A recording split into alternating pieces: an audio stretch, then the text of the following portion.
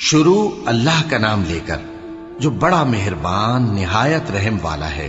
کاف ہا یا عین صاد، یہ تمہارے پروردگار کی مہربانی کا بیان ہے جو اس نے اپنے بندے زکریا پر کی تھی جب انہوں نے اپنے پروردگار کو دبی آواز سے پکارا اور کہا کہ اے میرے پروردگار، میری ہڈیاں بڑھاپے کے سبب کمزور ہو گئی ہیں اور سر سفید بالوں کی وجہ سے چمکنے لگا ہے، اور اے میرے پروردگار، میں تجھ سے مانگ کر کبھی محروم نہیں رہا، اور میں اپنے بعد اپنے بھائی بندوں سے ڈرتا ہوں، اور میری بیوی بانجھ ہے، پھر بھی مجھے اپنے پاس سے ایک وارث عطا فرما جو میری اور اولاد یعقوب کی میراث کا مالک ہو، اور اے میرے پروردگار، اس کو خوش اخلاق بنائیو۔ فرمایا اے زکریا، ہم تم کو ایک لڑکے کی بشارت دیتے ہیں جس کا نام یحییٰ ہوگا، اس سے پہلے ہم نے اس نام کا کوئی شخص پیدا نہیں کیا۔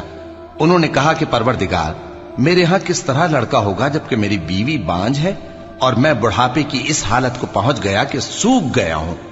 حکم ہوا کہ اسی طرح ہوگا۔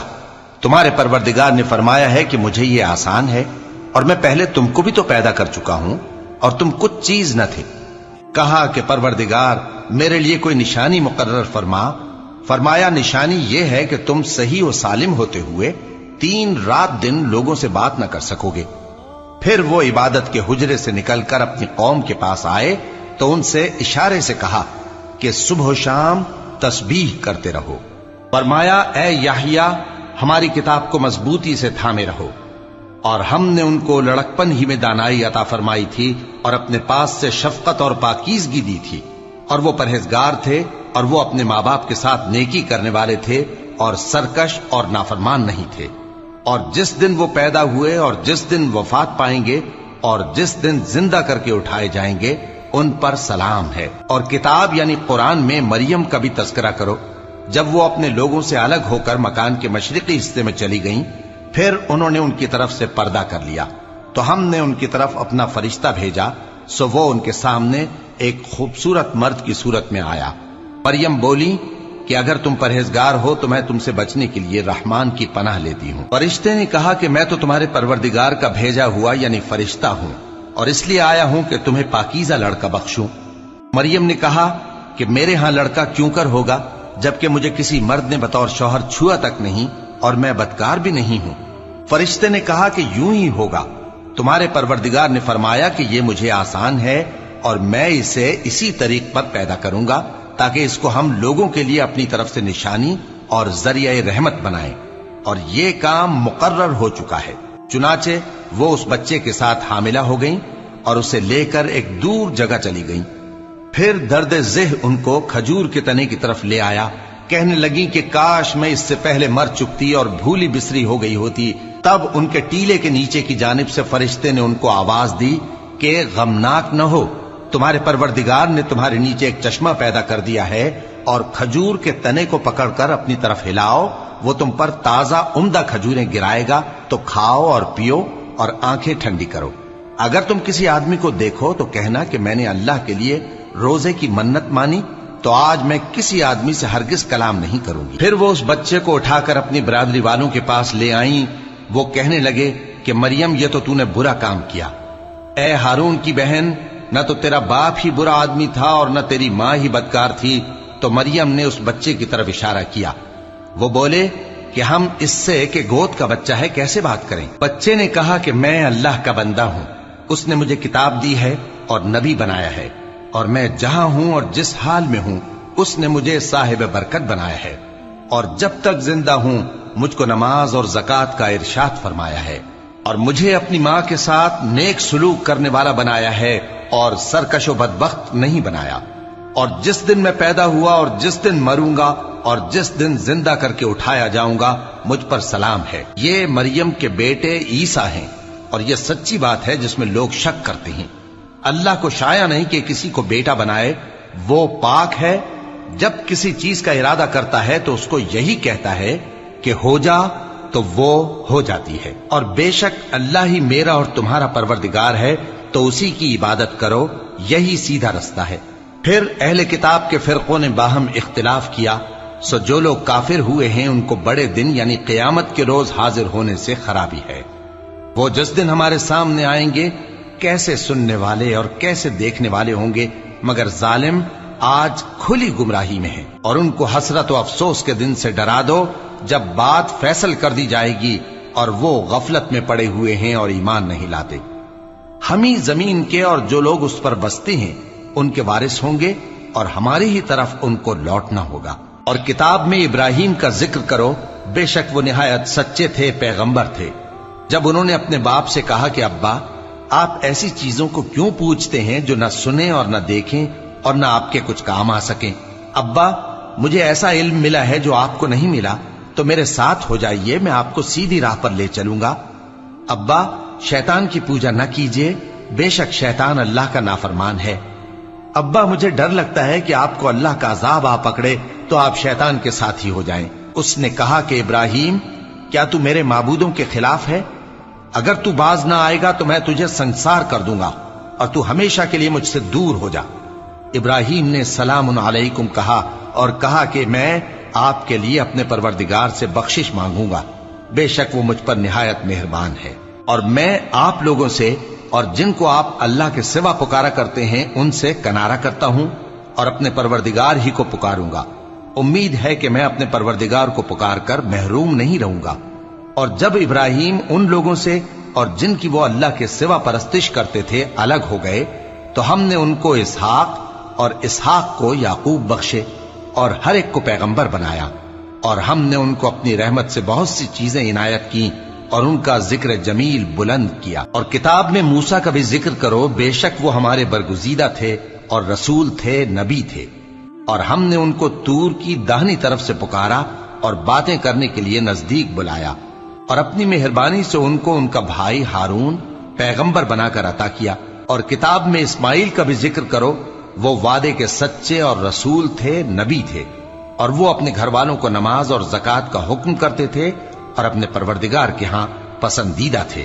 اور کتاب میں ادریس کا بھی ذکر کرو، وہ بھی نہایت سچے تھے، نبی تھے، اور ہم نے ان کو اونچی جگہ اٹھا لیا تھا۔ یہ وہ لوگ ہیں جن پر اللہ نے اپنے پیغمبروں میں سے فضل کیا، یعنی اولاد آدم میں سے، اور ان لوگوں میں سے جن کو ہم نے نوح کے ساتھ کشتی میں سوار کیا، اور ابراہیم اور یعقوب کی اولاد میں سے، اور ان لوگوں میں سے جن کو ہم نے ہدایت دی اور جنہیں برگزیدہ کیا۔ جب ان کے سامنے ہماری آیتیں پڑھی جاتی تھیں تو سجدے میں گر پڑتے اور روتے رہتے تھے۔ پھر ان کے بعد چند ناخلف ان کے جانشین ہوئے جنہوں نے نماز کو ضائع کر دیا اور خواہشات نفسانی کے پیچھے لگ گئے، سو ان قریب ان کو گمراہی کی سزا ملے گی۔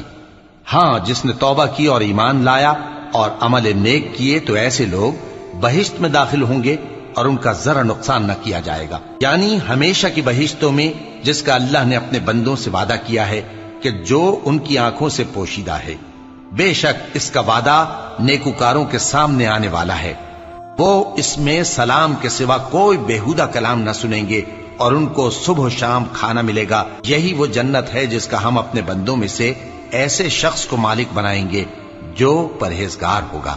اور فرشتوں نے پیغمبر کو جواب دیا کہ ہم تمہارے پروردگار کے حکم کے سوا اتر نہیں سکتے، جو کچھ ہمارے آگے ہے اور جو پیچھے ہے اور جو اس کے درمیان ہے سب اسی کا ہے، اور تمہارا پروردگار بھولنے والا نہیں، یعنی آسمان اور زمین کا اور جو ان دونوں کے درمیان ہے سب کا پروردگار، تو اسی کی عبادت کرو اور اس کی عبادت پر ثابت قدم رہو۔ بھلا تم کوئی اس کا ہم نام جانتے ہو؟ اور کافر انسان کہتا ہے کہ جب میں مر جاؤں گا تو کیا زندہ کر کے نکالا جاؤں گا؟ کیا ایسا انسان یاد نہیں کرتا کہ ہم نے اس کو پہلے بھی تو پیدا کیا تھا جبکہ وہ کچھ بھی چیز نہ تھا؟ سو تمہارے پروردگار کی قسم، ہم ان کو جمع کریں گے اور شیطانوں کو بھی، پھر ان سب کو جہنم کے گرد حاضر کریں گے اور وہ گھٹنوں پر گرے ہوئے ہوں گے۔ پھر ہر گروہ میں سے ہم ایسے لوگوں کو کھینچ نکالیں گے جو رحمان کے مقابلے میں سخت سرکشی کرتے تھے، پھر ہم ان لوگوں سے خوب واقف ہیں جو اس میں داخل ہونے کے زیادہ لائق ہیں، اور تم میں سے کوئی شخص نہیں مگر اسے اس پر گزرنا ہوگا، یہ تمہارے پروردگار پر لازم ہے، مقرر ہے۔ پھر ہم پرہیزگاروں کو نجات دیں گے اور ظالموں کو اس میں گھٹنوں کے بل پڑا ہوا چھوڑ دیں گے۔ اور جب ان لوگوں کے سامنے ہماری آیتیں پڑھی جاتی ہیں تو جو کافر ہیں وہ مومنوں سے کہتے ہیں کہ دونوں فریق میں سے مکان کس کے اچھے اور مجلسیں کس کی بہتر ہیں، اور ہم نے ان سے پہلے بہت سی امتیں ہلاک کر دیں وہ لوگ ان سے ٹھاٹ باٹ اور نمود و نمائش میں کہیں اچھے تھے۔ کہہ دو کہ جو شخص گمراہی میں پڑا ہوا ہے، رحمان اس کو آہستہ آہستہ مہلت دیا جاتا ہے، یہاں تک کہ جب اس چیز کو دیکھ لیں گے جس کا ان سے وعدہ کیا جاتا ہے، خواہ عذاب اور خواہ قیامت، تو اس وقت جان لیں گے کہ مکان کس کا برا ہے اور لشکر کس کا کمزور ہے۔ اور جو لوگ ہدایت یاب ہیں، اللہ ان کو زیادہ ہدایت دیتا ہے، اور نیکیاں جو باقی رہنے والی ہیں وہ تمہارے پروردگار کے ہاں صلے کے لحاظ سے خوب اور انجام کے اعتبار سے بہتر ہیں۔ بھلا تم نے اس شخص کو دیکھا جس نے ہماری آیتوں سے کفر کیا اور کہنے لگا کہ اگر میں اثر نو زندہ ہوا بھی تو یہی مال اور اولاد مجھے وہاں ملے گا؟ کیا اس نے غیب کی خبر پالی ہے یا اللہ کے یہاں سے عہد لے لیا ہے؟ ہرگز نہیں، یہ جو کچھ کہتا ہے ہم اس کو لکھتے جاتے اور اس کے لیے آہستہ آہستہ عذاب بڑھاتے جاتے ہیں، اور جو چیزیں یہ بتاتا ہے ان کے ہم وارث ہوں گے، اور یہ اکیلا ہمارے سامنے آئے گا، اور ان لوگوں نے اللہ کے سوا اور معبود بنا لیے ہیں تاکہ وہ ان کے لیے موجب عزت ہوں۔ ہرگز نہیں، وہ معبود ان کی پرستش سے انکار کریں گے اور ان کے دشمن و مخالف ہوں گے۔ کیا تم نے نہیں دیکھا کہ ہم نے شیطانوں کو کافروں پر چھوڑ رکھا ہے کہ وہ ان کو خوب اکساتے رہتے ہیں؟ تو تم ان پر عذاب کے لیے جلدی نہ کرو کہ ہم تو ان کے لیے دن شمار کر رہے ہیں۔ جس روز ہم پرہیزگاروں کو رحمان کے سامنے بطور مہمان جمع کریں گے اور گنہگاروں کو دوزخ کی طرف پیاسے ہانک لے جائیں گے، تو لوگ کسی کی سفارش کا اختیار نہ رکھیں گے مگر جس نے رحمان سے اقرار لے لیا ہو، اور کہتے ہیں کہ رحمان بیٹا رکھتا ہے۔ ایسا کہنے والوں، یہ تو تم بری بات زبان پر لاتے ہو۔ قریب ہے کہ اس جھوٹ سے آسمان پھٹ پڑیں اور زمین شق ہو جائے اور پہاڑ پارا پارا ہو کر گر پڑیں کہ انہوں نے رحمان کے لیے بیٹا تجویز کیا، اور رحمان کو شایع نہیں کہ کسی کو بیٹا بنائے۔ ہر شخص جو آسمانوں اور زمین میں ہے رحمان کے روبرو بطور بندہ ہی آئے گا۔ اس نے ان سب کو اپنے علم سے گھیر رکھا اور ایک ایک کو شمار کر رکھا ہے، اور یہ سب قیامت کے دن اس کے سامنے اکیلے اکیلے حاضر ہوں گے۔ اور جو لوگ ایمان لائے اور عمل نیک کیے، رحمان ان کی محبت مخلوقات کے دل میں پیدا کر دے گا۔ اے پیغمبر صلی اللہ علیہ وآلہ وسلم، ہم نے یہ قرآن تمہاری زبان میں آسان بنا کر نازل کیا ہے تاکہ تم اس سے پرہیزگاروں کو خوشخبری پہنچا دو اور جھگڑالوؤں کو ڈر سنا دو، اور ہم نے ان سے پہلے بہت سے گروہوں کو ہلاک کر دیا ہے۔ بھلا تم ان میں سے کسی کو دیکھتے ہو یا کہیں ان کی بھنک سنتے ہو؟